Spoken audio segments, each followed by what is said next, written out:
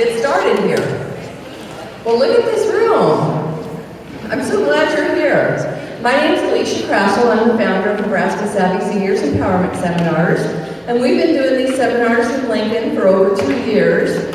And we decided to bring them to Omaha. We have a team up in Omaha who's going to be leading these seminars and hopefully bringing you guys some really good information and education. So you might ask, who are you guys and why are you doing this? Well, it started out, I'm a realtor and I specialize in helping seniors. And there's so many questions that I get asked that have nothing to do with real estate. And I want to be able to help people and guide people and help them make good decisions and informed decisions. So instead of answering the question a million times, I thought we'll just do a seminar and we'll talk to a lot of people at the same time. So I get the best that I can find, and for panelists and people who are experts in the field of the topic that we're talking about, so that we can explore these issues and topics that are important to you and me as we all are aging. No, none of us are getting younger, right? So that's what we're here for, is to educate, empower, and equip you to live your best lives, okay? Now today we're going to talk, our seminar is New Year, New You, Reset, Refocus, and Reclaim Your Joy. So we're going to talk about maybe some things in the past that we want to let go. How do we actually reset? Why is it important, you know, when we're older to even have to think about new goals and resetting and refocusing? And what about that thing called joy? Exactly what is that and how do we find it? Okay? So we have 4 expert people on our panelists today that are going to explore some different areas where we can maybe declutter, reset, and refocus and reclaim our joy in. So we have Joe Bergkamp, and we have Chris Jorgensen, Janet Miller, and Wendy Tridell. And Wendy is a professional organizer, and she helps people move, downsize, and declutter. And Janet is a geriatric specialist, and she's the director over at the Kroc Center, and she helps seniors every day doing things. There are people coming in and out of that place. Who's ever been to the Kroc Center? Okay, so you guys know what a wonderful gym you have here in Omaha. I wish we had one of those in Lincoln. You guys are so lucky. And so she helps seniors do all kinds of activities and keeps them engaged. And then we have Chris Jorgensen, and she's on staff here at St. Andrews. And she's going to talk about maybe spiritually how we can reset and refocus and some things that we can do. And Joe is with the Nebraska Real Estate Specialty Group, but Joe has a lot of things that he's done in his background. He's been a teacher, he's been a personal coach and trainer, and so he's going to talk about why it's important to stay active and different things we can do, maybe some exercises we can do to help us stay active and why that's important as we age. So I'm going to pass the mic to you, and I want you to each take the mic and tell us a little bit about yourself that I didn't already tell everybody. We have our own number here. Hi, my name is Joe Bergkamp. I was an athlete with Nebraska on the track and field team, and I had actually started my fitness journey when I was 12, and from that point on, I sought to see, you know, how things function. And I think that was the approach that helped me the most. After that, I moved to Omaha, and I became a personal trainer. I've been doing that since '01. And since then, like Alicia said, I've done a few things, and I think it's really given me a lot of perspective so I can kind of see it from different angles. But since then, I also became a teacher and a realtor. So. I'm Reverend Chris Jorgensen. I see a lot of familiar faces out here by St. Andrews people. I'm the lead pastor here at St. Andrews. I have had other careers in my life. I've been a librarian and an academic administrator and a stay-at-home mom. And I am glad to be here because I feel like I'm living on this interesting cusp of, I'm 50 years old, I'm going to be 55 in 5 years, I'm approaching that sad senior age.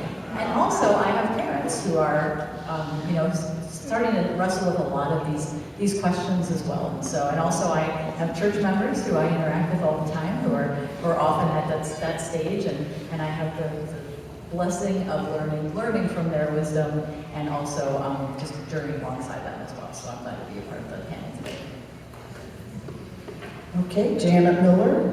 I am the Senior Life Specialist at the Salvation Army Kroc Center in South Omaha. As she said, I'm a geriatric kind of specialist, partly because I'm 73 years old and I'm one of you. So that classifies me, I think, real well. But when we talk about joy, I think it's kind of fun to say that I do the fun at the Croc. And our group is called Joy, Just Older Youth. So I get the privilege of leading the Joy group, and we do field trips, and I bring speakers in, and we watch movies, and so anything in addition to all the fitness is my responsibility. Hello, I'm Wendy Treidel with Organized by Design. I started my company 15 years ago with the idea that we were helping a lot of seniors downsize, organize. Know that there's a big hand-holding process when you are letting go of your things that you don't need, or that transition. Maybe you're going into independent living, assisted living. Maybe your parents fall, grandma falls and breaks her hip, and she's not going to move, but now she's forced to move. So we take through that hand-holding, we figure out where the things should go, donate, also connection with estate sales, that kind of thing. So, yes, thanks for having us. Is everybody able to hear each of the panelists okay? Does anybody have a need to volume up? Okay, we'll go ahead and continue.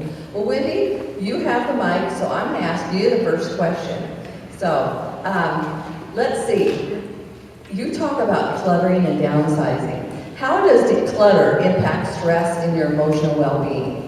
Oh yes, they have lots of statistics saying that psychology is that we think of our items every single day.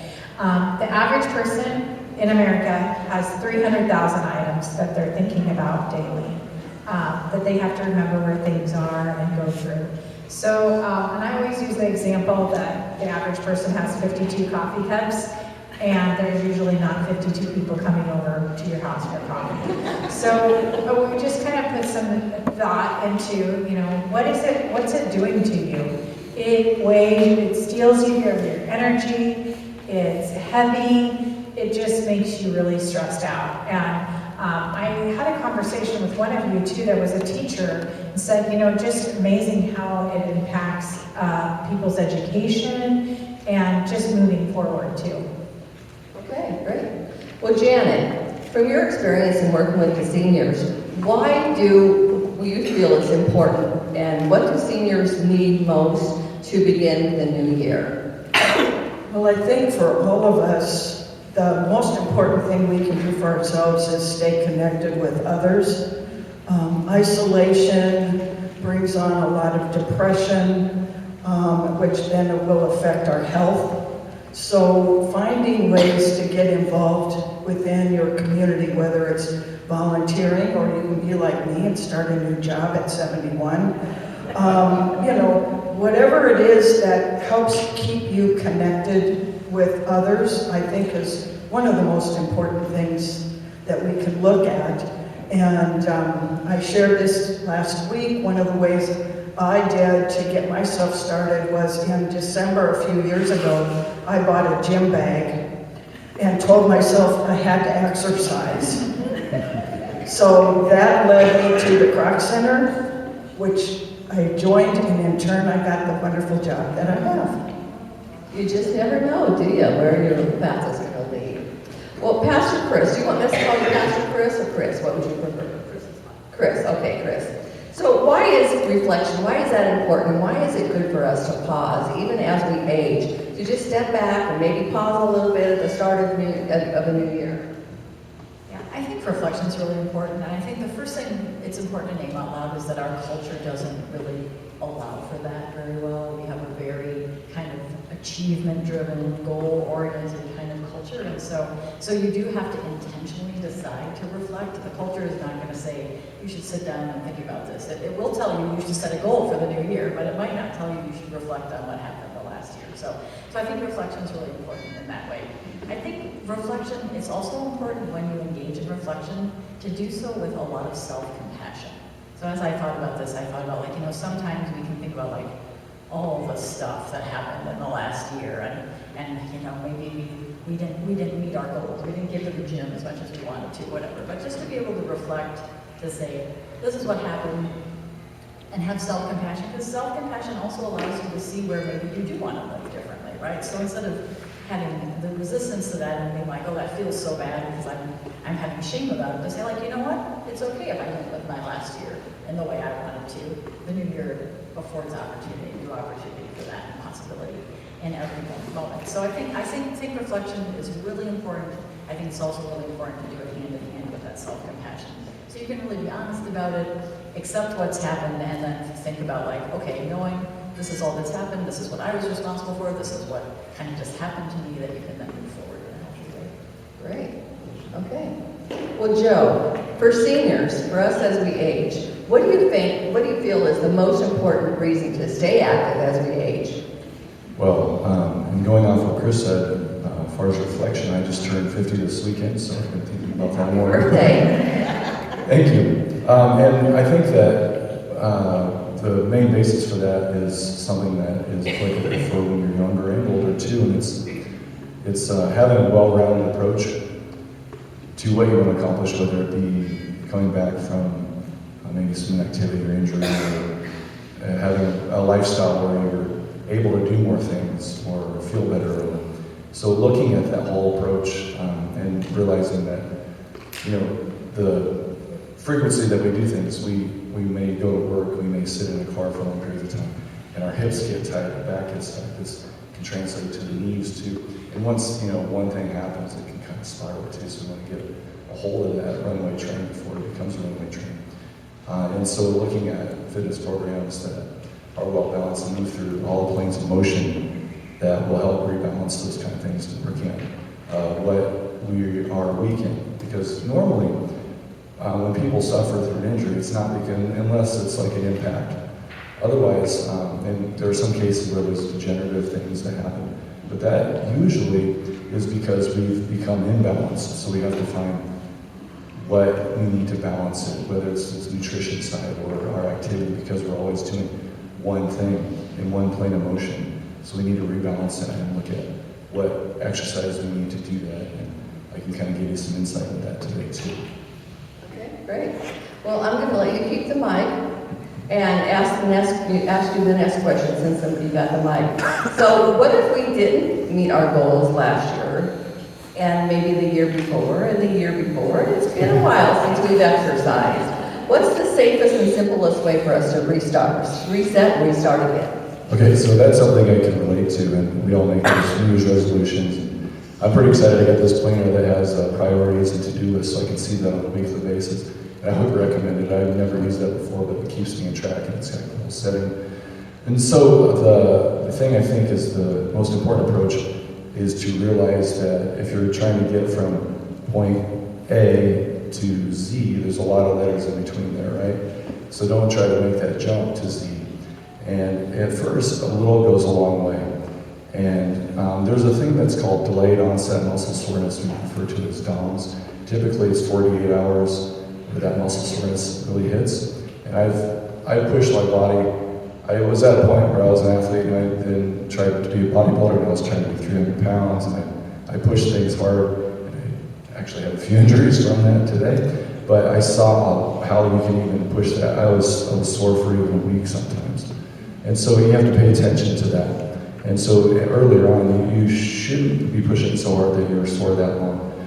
And as we get older too, we have to be careful of things because there's wear and tear, and like I said, those imbalances too. So you want to start with a more moderate approach. Maybe if you haven't been doing anything, maybe looking at 3 times a week spread out, and make sure you do some mild exercise, some form of activity where you're just moving, and then building that up. But getting that frequency down during the week will be the first step, and then increasing the time, and then looking at what you're doing and changing that up too. So we're doing different planes of motion, like I said, and doing things that are different. Because if you're sore, you can still maybe do some other kind of activity. Just I wouldn't do do that same activity.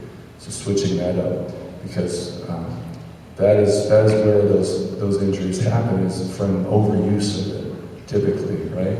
Whether it's through sport or our work, or, like I said, driving, or whatever activities we're doing, and that starts to build. So we want to vary that a bit more. And that's true with our diet too. So you want to have a good balanced approach with your diet, and there are a lot of resources for that too. I like to start with myplate.gov, and that gives you kind of a guide to that instead of like the food guide pyramid. So we look at having half a plate fruits and vegetables, and then like at natural sources and not processed sources of grains and lean meats. So we look at that and try to have a balanced approach instead of eating just one meal a day, eating maybe smaller frequent meals and so on. So we'll talk a little bit more as well. Great, that's a really great idea. So, Chris, how can seniors find that peace and that joy during change? Because everybody knows as we age and just go through life, it's full of changes. Everything always is changing. Whether it might be our health, our family traditions, or transitions, our home changes, just loss that we might have in our life. How can they find peace during those changes? Okay, well, I'll start with something that I do in worship every once in a while, and I have everyone repeat after me. Okay, I'm going to say words, and I want you to repeat them. Can you do that for me? Okay, the words are, change is bad. Change is bad. So most people feel like change is bad. And the reason we feel like change is bad is because change always involves grief. Even if it's change we want, even if it's change we desire. Say we get a new job, and we're really excited about the new job. Because you're changing your situation, you will experience grief because you no longer have the same coworkers, or you lose the same routine. There's always loss involved with change. And so I think that's just really, really important to remember as things change, that even if you choose that change, grief is involved and there's loss. I always like to think about the fact that the reason we grieve is because we have lived and we have loved. So there was something we loved about whatever it is we're grieving. And I don't know, maybe this isn't a consolation, but to me it's always a consolation to say, you know what, if this change happened to me and I didn't care, it means that I was not living a life I loved, I did not have a relationship I loved, there wasn't any meaning in that for me. So I try to remember that one as I experience grief, to think like, oh, this is really normal, and in fact, in some ways it's a gift, because it shows me, hey, there's something I love and something that really mattered for me here. So I think that's helpful. The other things are a little more sort of prosaic. Just when a change is happening and something difficult happens, because as we age, there are things that we really can't control. I mean, somewhat we can control our health and our bodies, but everybody has human bodies that will decline. Everyone is going to die. Everyone is going to experience the death of the people we love. That's inevitability. Right now in this life, we're going to experience that kind of grief. And so when we experience that, I think it can be helpful to remind yourself that I have somehow managed and lived through every hard thing that I have experienced thus far. And that's one of the beauties of being an older person, right? Like when you're younger, the first time something happens to you, like it can feel catastrophically like the end of the world. But by the time you're 50 even, you can look back and think like, okay, I've done some of this before. I've had ways I've managed some of this before. And so yeah, just to sort of remember that you do have resources, both within yourself, internal resources, whether that's your faith or just your value system that you can rely on. And also just an encouragement not to be afraid to rely on the resources you have outside of yourself. That in fact, we are human beings made to be in relationship with one another and to be of service to one another. I have a good friend named Helen Stanton Chapel who one time said, you should ask people for help because it is a gift when you do that, because it gives those folks the opportunity to help you. And so I try to remember that as I get older, as I find myself in situations where it's like, I don't know how to do insert XYZ here. I'm somewhat recently divorced and re-engaged now, but like as a newly single woman, when I was 49, I was like, I don't know how to do this thing, and I could either feel bad about that and think I have to figure it out by myself, or ask people for help, right? Say, I've never done this before, can you help me? And as we age, there's gonna be all kinds of things you run into. I have families who come to me and say, listen, I've never planned a funeral before. Will you help me? And that's what I'm there for, and that's what, funeral homes are there for. And a friend who maybe, like, oh, your relative died, you say your mother died recently, will you help me through this process? Will you please help me? So those are just some general suggestions I might make. Great, no, those are really great. Well, Janet, in your work with the seniors at the Croft Center, you're seeing a lot of changes probably in their life too. So how does their purpose in life change as we all get older? And how can, if it's changed and people don't know what their purpose is, how can they discover that? Well, I think we all need to feel like we are important in some fashion or another. I like to illustrate my mother, who was in her 80s, was diagnosed with lung cancer and was given 6 months to live. And she lived where I live now at Elmwood Tower. And my mother was really involved in making sure there was entertainment, doing the library, welcoming new people that moved into the building. She was really active in those things, and she told me, she said, they need me. She felt that purpose of being needed by others. She lived 2.5 years, no treatment. So I think that was real powerful, to see that as long as we have some sense of purpose or value that we can look at, it just helps. I think everything you were saying, it's that feeling. And so if we're helping others, if we're, getting involved in activities, whatever it is where we feel a sense of belonging, I think is critical. So think about what makes you happy. Where are the things that make you happy? And start there. Find out if you really like theater, but maybe you volunteer at for the theater groups. If you like books, volunteer at the library. Whatever it is that brings you joy and purpose, find those things and start there. That's my suggestion. Great. Well, Wendy, we're going to switch gears a little bit. Go ahead. I have a great quote that goes with that. There's a pastor named Frederick Buechner who said, "Your calling is where your great joy and the world's great need meet." And I love that you say you can start with what brings you joy, because oftentimes what brings you joy is something you deeply value. You want to repeat that so everybody can hear that? Yeah, that your calling is where your great joy and the world's great need meet. So, and I'm going to take the risk of calling out a couple of people I see sitting over here. Ralph and Gail. I'm thinking about you. I'm thinking about Ralph. You love playing pickleball, right? Gail, you love playing mahjong, right? So Ralph and Gail both have groups that they lead here at church that are pickleball and mahjong. And that provides that value for other people of community that you talked about as well. So yeah, so I mean I'm very pro-joy in that I think when we live our lives with joy and live from authentically what brings us joy, it will draw more people to us, and that community is a good thing de facto to have at every age of our lives. Good.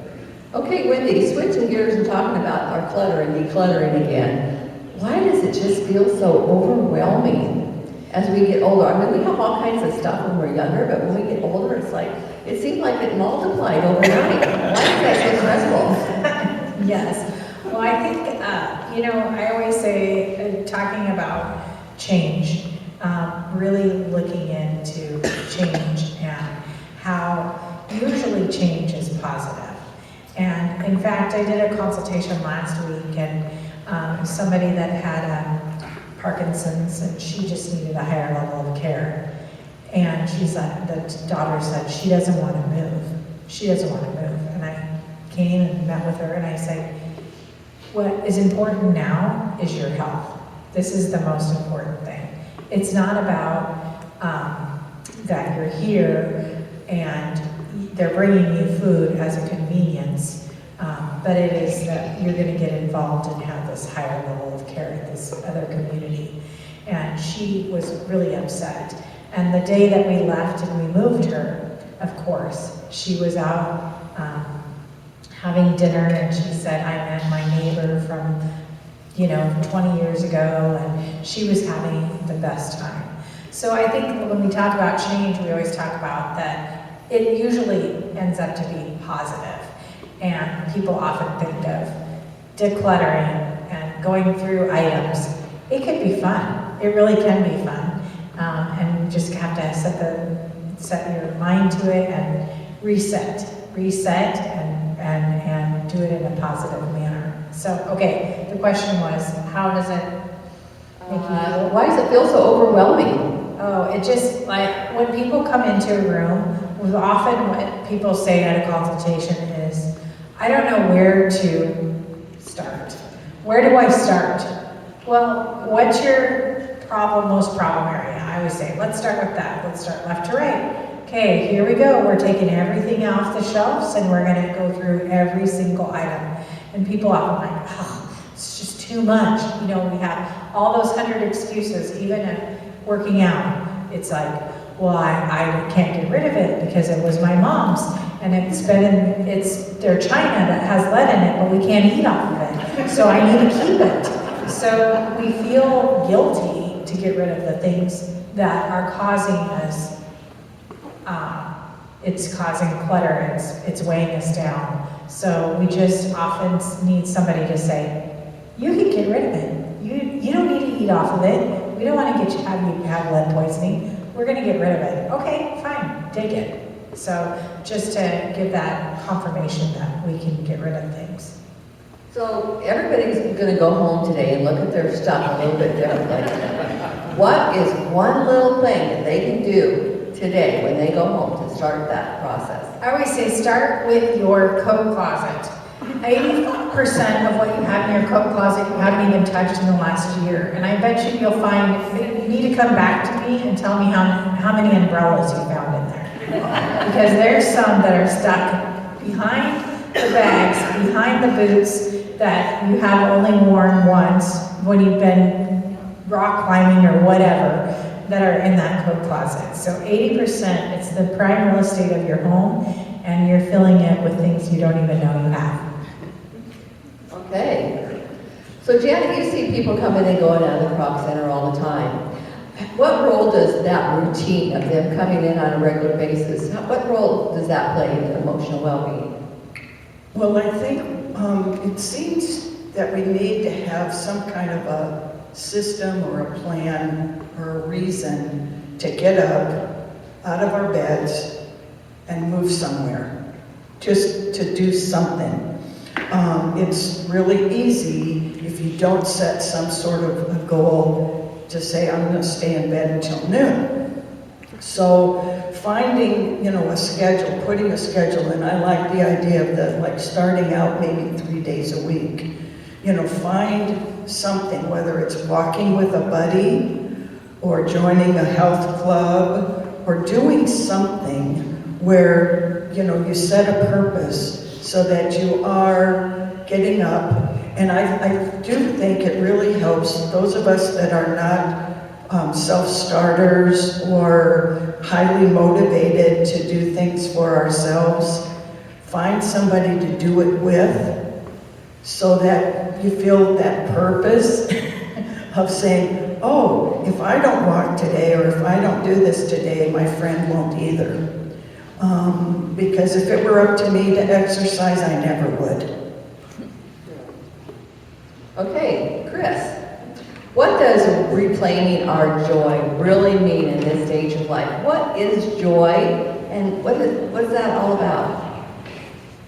Yeah, I think joy is different than happiness. I think joy is a little bit deeper than happiness. It's grounded more in our deepest values. It's about knowing what truly matters to us and being able to live from that place. I think there are a lot of outside things that can happen to you that can undermine your happiness. But because joy is grounded in those values, there isn't really much outside of you that can happen to you that can undermine your joy.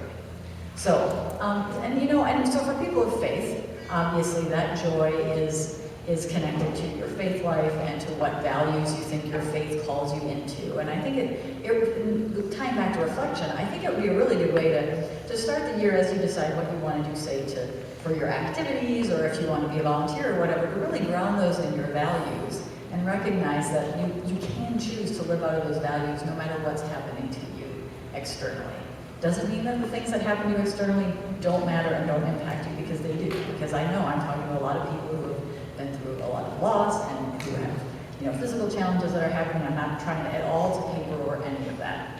But I am saying that as you walk into the next stage of your life, the next year, you can't think about like, what do I most value? Who do I most value being? If I want to be a compassionate person and I get joy because I know I can treat people with compassion, no one can take that from you, no matter what's happening to you. So I think that's a way to really embrace, to really access joy, is to have your joy grounded in something that can't be taken away from you.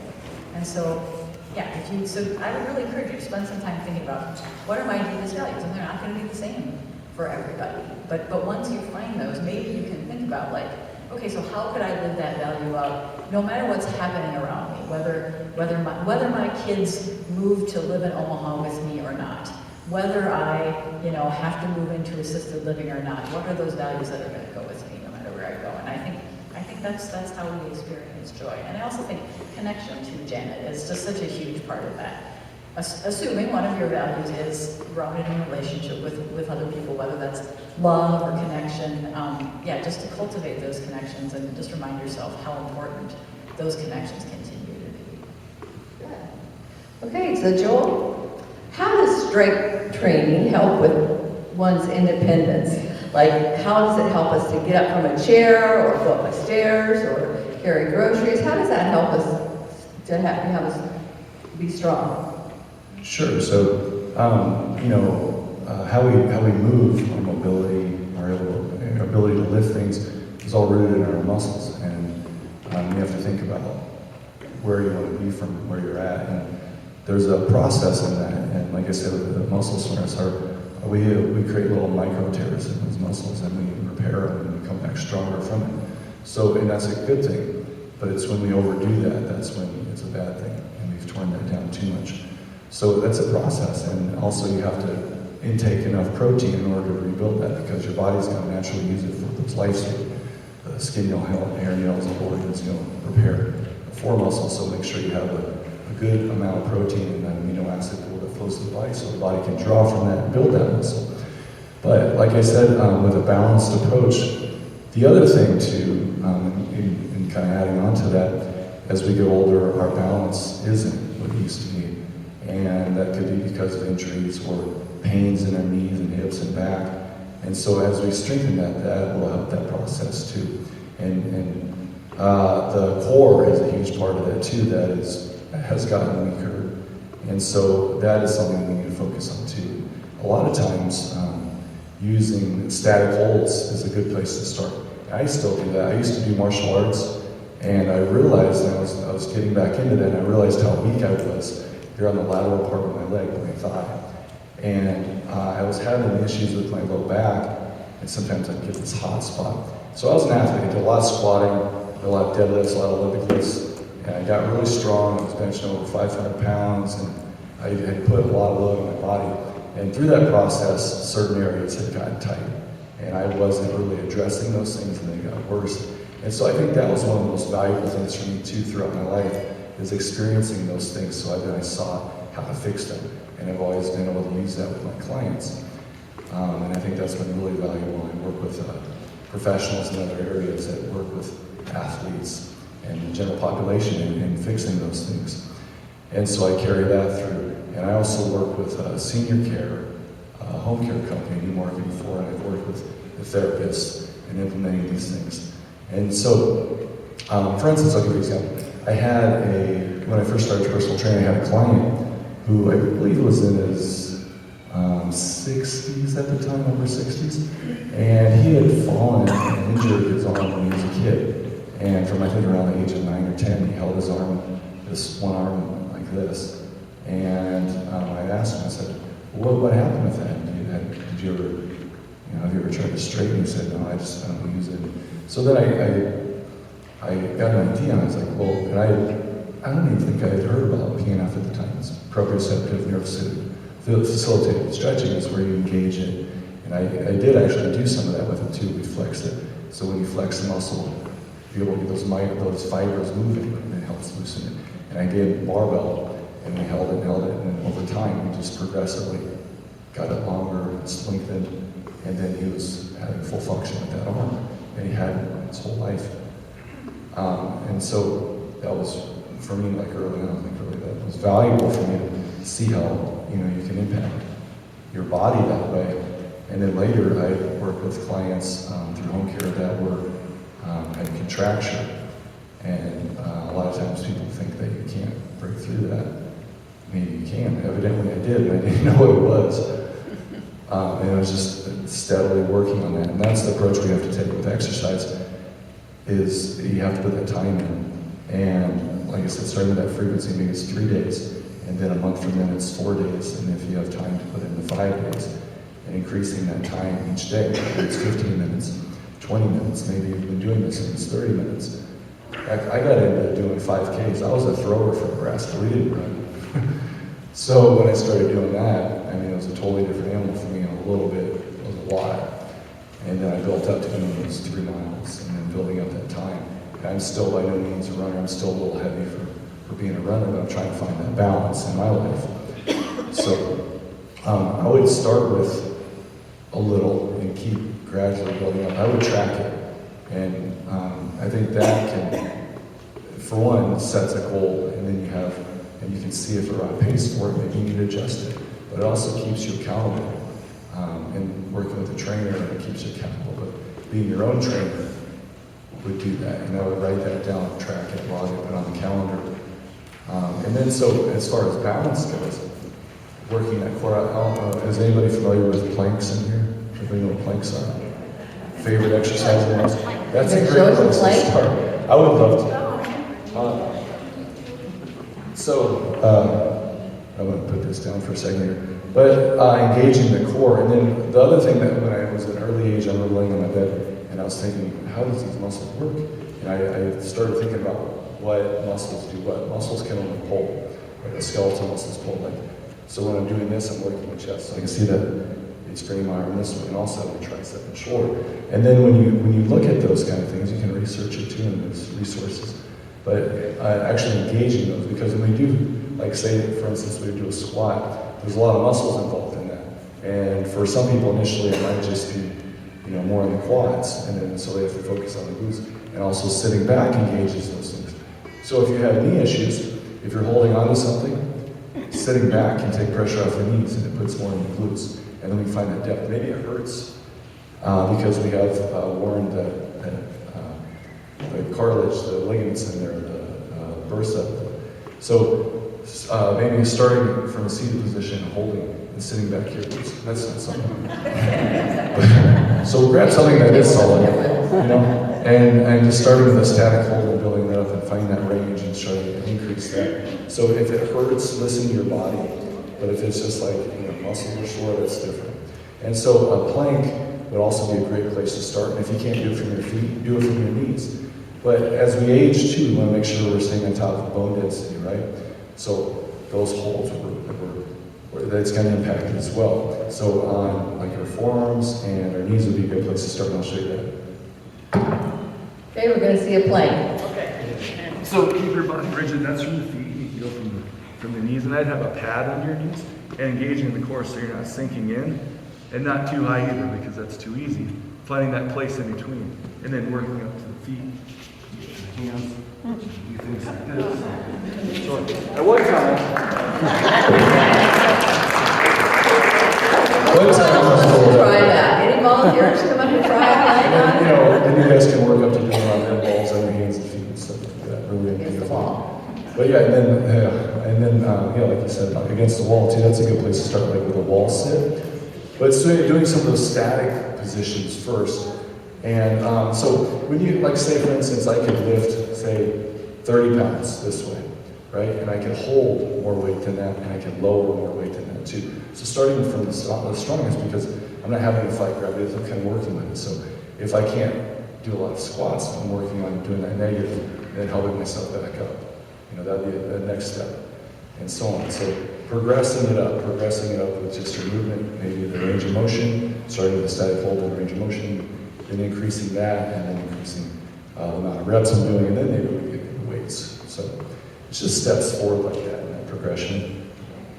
Well, I want you to stay standing, Joe. We're about halfway through our seminar, and I think this would be a good time to take a 2 or 3 minute break.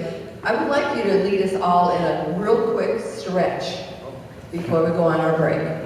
And then it's just like 3 or 4 minutes for our break, okay? So many, and I think what I'd start with is, like I mentioned about the hip, the front of the hip. Everybody needs to stand up. We're all going to do this together. So there are so many stretches. We have our hamstrings. What I want to talk about is the hip flexor. And this hip flexor, so we have, and you can kind of see it on me sometimes with this hip flexor. This gets tight here on the front. And then so you naturally see what happens here on my lower back. It's shortened, right? These are connected. What I have experienced is called lower cross syndrome. And this hip flexor gets tight, so then the lower back gets tight. And my lower abs are shut off. And they're weak, and then the glutes become weaker because of that, because they're in that shut off state. So these are constantly on. So if I loosen this up, does anybody have lower back tightness in here? Okay, this is the first thing I'd start with, addressing the front of the hip. So you can do this 2 different ways, really. If I support myself on the solid table, which isn't going anywhere, and if I lock it, good watch it. Just miss it. Okay. So holding on to a solid foundation, I would start with the back leg back, right? And you can also do this with the back, the outside leg back. And so there's 2 different ways. This way I like to do this because what I do is lean into my table after I've established a good stretch on the front of the hip. So my shoulders are back, my hips underneath me. Feel that stretch on the front of the hip. So extend that leg back a bit. Does everybody feel that? If not, kind of sink in a little lower, sink in a little bit lower, see where you're at, and then sometimes what I like to do is lean in this way. So then what I get is a stretch on this here. This is all connected, right? So hold that stretch, hold that stretch. You want to hold a stretch for 20, 30 seconds or more. That's when you really get engaged into it. Okay, do you feel that? Okay, now stand up. You feel a little taller on that side of your body? I generally do. And so you can do the other side by turning around. And instead, I'm going to have you do 2 different stretches. So instead, don't turn around, face the same way. Put the other leg back this time. So still holding on. Put that outside leg back. And then so you see how the stretch is a little different. I would recommend doing both of them and see which ones work for you, maybe varying it. This way, then we can lean over with this arm as well. So have that outside leg. So switch your feet so your outside leg is back. And then you can stretch that arm that's connected to that same side. Okay, and then reach over. After you establish a good stretch in the front of the hip, you feel that through here as well. Stretching over. I'm shaking a little bit. Everybody feeling that? Sink it down into it. Okay, and then stand up. Good job. All right, how's Good that? job, everybody. Okay, you got 3 minutes, and then we're going to come right back. Then you guys can go down and switch. That's right.